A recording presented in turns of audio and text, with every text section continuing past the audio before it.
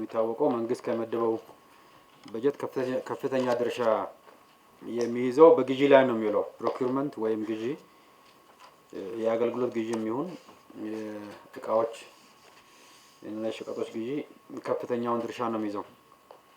ስለዚህ የመንግስት ከፍተኛ ሪሶርስ የሚመደብበት ዘርፍ ስለሆነ የግዢ ስርዓታችን የማዘመን የሬጉሌተሪ ስርዓቱን ተከትሎ መፈጸም እና ውጤታማ ማድረግ ቫልዩ ፎር መኒ ኢንሹር ማድረግ እጅግ በጣም ኢምፖርታንት ነው። ውጤታማ የሆነ ግዢ ስርዓት ለመንግስት የበጀት አስተዳደር ለመንግስት ፋይናንስ አስተዳደር እጅግ በጣም ከፍተኛ አስተዋጽኦ ነው የሚያበረክተው። በተለይ ደግሞ ዘርፉ ከፍተኛ ሪሶርስ የሚንቀሳቀስበት ስለሆነ ለብልሹ አሰራር ተጋላጭ ከመሆኑ ጋር ተያይዞ ጠንካራ የቁጥጥር ስርዓት መዘርጋትን የሚጠይቅ እንዲሁም አዳዲስ የአሰራር ስርዓቶችንና በተለይ ደግሞ ዲጂታላይዝ የማድረግ የዚህ ኤሌክትሮኒክ ግዢና ንብረት አስተዳደር ስርዓትን ተግባራዊ ማድረግ አስፈላጊ በመሆኑ የግዢና ንብረት አስተዳደር አዋጅ በአዲስ መልክ ጸድቆ ስራ ላይ እንዲውል ተደርጓል ማለት ነው። አዋጁን ለማስፈጸም የሚውሉ የግዢ አፈጻጸምና ንብረት አስተዳደር መመሪያዎች ጸድቀው ወደ ስራ እንዲገቡ ተደርገዋል።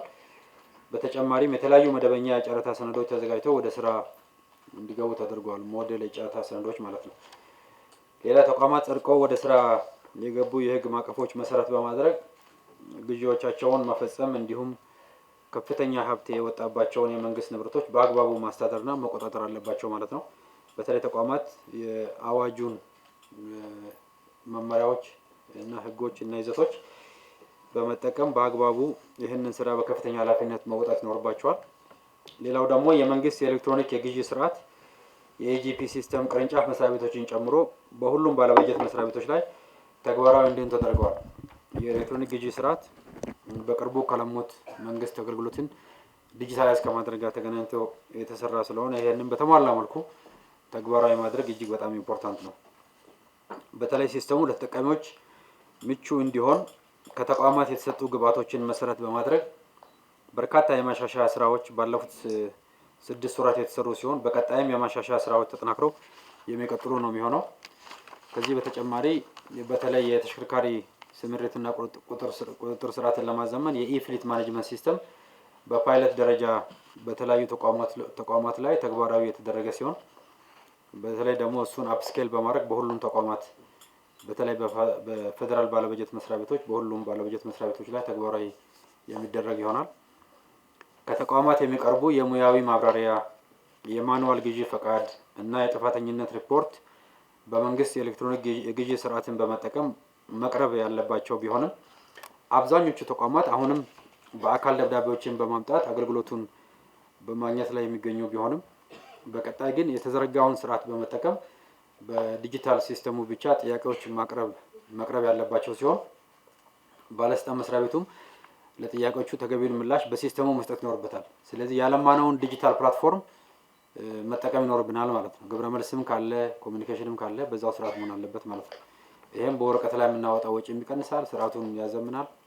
ፕሮአክቲቭ የሆነ በዲጂታል የታገዘ ግብረ መልስ ለመስጠትም በጣም የሚያግዝ ይሆናል ማለት ነው።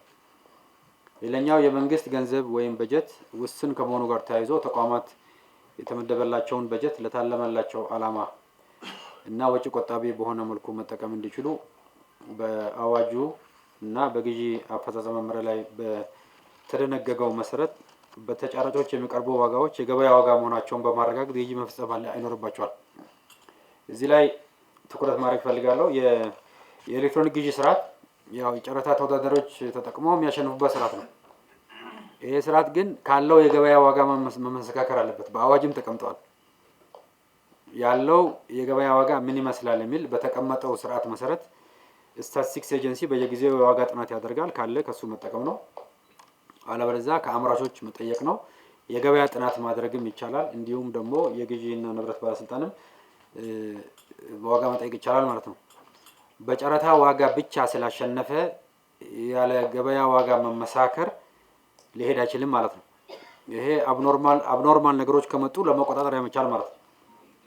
አይ ጨረታ ስርዓቱን ተከትለናል በዛ መሰረት ነው የመጣው ዋጋ ተብሎ ከገበያ ዋጋ በላይ ከፍ ያለ እንደሆነ በጣም ኢንፍሌትድ የሆነ ከሆነ ያ ጨረታ መሰረዝ አለበት ማለት ነው። ወይ ከገበያ ዋጋ በታች በጣም በከፍተኛ ደረጃ ዝቅተኛ ከሆነ ደግሞ ተገቢውን ጥራት ያለው አገልግሎት ወይም እቃ ሸቀጥ መቅረቡን ማረጋገጥ ያስፈልጋል ማለት ነው። ስለዚህ የገበያ ዋጋ ጋር መመሰካከር የሚለው ማመሳከር እጅግ በጣም ኢምፖርታንት መሆኑን በደንብ መያዝ ያስፈልጋል። ሌላ ባለስልጣን መስሪያ ቤቱ በተቋማት ከሚያደርገው የቁጥጥርና የክትትል ስራ በተጨማሪ የተዘረጉ ስርዓቶችን በሚፈለገው ልክ ተግባራዊ እንዲሆን ተቋማትን የመደገፍና የማገዝ ስራዎች ላይ በትኩረት መስራት ይኖርበታል ማለት ነው። ተቋሙም ይህንን አዋጅና ደንቦችና መመሪያውን ተከትሎ የተቋማትን አቅም የማሳደግ ብቃታቸውን የማሳደግ ክትትል የማድረግ ሬጉሌት የማድረግ የመቆጣጠር ስራ በከፍተኛ ደረጃ መወጣት ይኖርበታል። በተለይ አሁን እያንዳንዱ ሚኒስቴር መስሪያ ቤት ኢምፓወር ተደርጓል። ልዩ ግዢዎችን ጨምሮ እንደ ድሮ ወደ ባለስልጣኑ አይሄድም። ድሮ በዚህ መልኩ መግዛት ስለሚፈልግ በልዩ ሁኔታ ፈቃድ ይሰጠኝ የሚባል ለባለስልጣኑ ይቀርብና ይፈቀድ ነበር። አሁን እሱ ለበላይ የመስሪያ ቤቶች የበላይ ኃላፊዎች ወይም የመስሪያ ቤቶች ተጠሪ ለሆነባቸው ሚኒስቴር መስሪያ ቤት ሚኒስትር ኃላፊነት ሰጥቷል ማለት ነው። ስለዚህ ይህንን ኃላፊነት በአግባቡ ስራ ላይ መዋሉን የመቆጣጠር የመከታተል የመደገፍ ስራ መስራት ይኖርበታል ማለት ነው ተቋሙ። ሌላ በመጨረሻም ሁላችንም በከፍተኛ መተባበርና በመናበብ መመሪያውን ተከትለን በመስራት የሀገርን ውስን ሀብት በውጤታማነት ለመጠቀም የሚያስችሉ ሁኔታዎች ላይ በንቃት በመሳተፍና በመመካከር የጋራ ግንዛቤ እንድትፈጥሩ አደራ ማለት እፈልጋለሁ። በተለይ የአዋጁን ይዘት ሪቫይዝ የተደረገውን ደንቡን መመሪያዎችን በሚገባ ማወቅ በዛ መሰረት መፈጸም በዚህ ስራ ላይ የሚሰማሩ የስራ ክፍሎች ተገቢውን አቅም እና ብቃት እና ክህሎት ኖራቸው እንዲሰሩ የማድረግ ጉዳይ እጅግ በጣም ኢምፖርታንት ነው። አብዛኛው በፌደራል ደረጃም ሆነ በክልል በአመታዊ በጀት የሚጸድቀው በጀት ከፍተኛ ድርሻው ለግዢ ነው የሚውለው ማለት ነው። ግዢን በከፍተኛ ደረጃ ውጤታማ ካረግን ቫልዩ ፎር መኒ ለምንመድበው ሪሶርስ ከፍተኛ ተጠቃሚነት በተለይ ለተቋማት ተጠቃሚነት እና ለህዝብ ተጠቃሚነት በዛ ደረጃ ማስኬድ ከቻልን በከፍተኛ ደረጃ የሚያግዝ ነው የሚሆነው። አጠቃላይ የፐብሊክ ፋይናንስ ስርዓታችን አንዱ አንኳር ጉዳይ የግዢና ንብረት አስተዳደር ጉዳይ ነው ማለት ነው። የበጀት ውጤታማነት በቁጠባ የመጠቀም ጉዳይ የግዢ ስርዓት ላይ ያለ ጉዳይ ስለሆነ እዚህ ላይ በከፍተኛ ደረጃ መስራት አለበት። የኛ የግዢ አዋጅ ዓለም አቀፍ ስታንዳርድን የጠበቀ ሁሉም የልማት አጋሮች የሚጠቀሙበት ይሄንም ጭምር አምነው በከፍተኛ ደረጃ በጀት ሰፖርት ጭምር የምናገኝ ሀገር ነን። በቻናል ዋን ፕሮግራሞችን በስፋት እናካሄዳለን። እንዲሁም የበጀት ሰፖርት እናገኛለን ከተለያዩ ዓለም አቀፍ አጋሮች በተለይ ከዓለም ባንክ እና ከሌሎችም ተቋማት ማለት ነው። ይሄ ማለት ነው ኢትዮጵያ የተደራጀ የግዢ ስርዓት የፋይናንሻል ማኔጅመንት ስርዓት የበጀት ስርዓት ያላት ሀገር መሆኑና ችግርም ቢኖር የተጠያቂነት ስርዓት ያለው መሆኑ ከፍተኛ ተአማኒነት አለ ማለት ነው። ስለዚህ በተለይ በቅርብ ጊዜ የወጣው አዋጅም ዓለም አቀፍ ልምድም ተሞክሮም ቴክኒካል ገዛም ጭምር ከሌሎች የልማት አጋሮችም ጭምር ተደርጎ የተሰራ ስለሆነ ይሄንን በሚገባ ተቋማዊ ቁመናችንን በማጠናከር የመፈጸም ኃላፊነት ተቋሙም ደግሞ ባለስልጣኑም ይሄንን የመቆጣጠር የመከታተል የመደገፍ የማብቃት ስራ መስራት ይኖርበታል።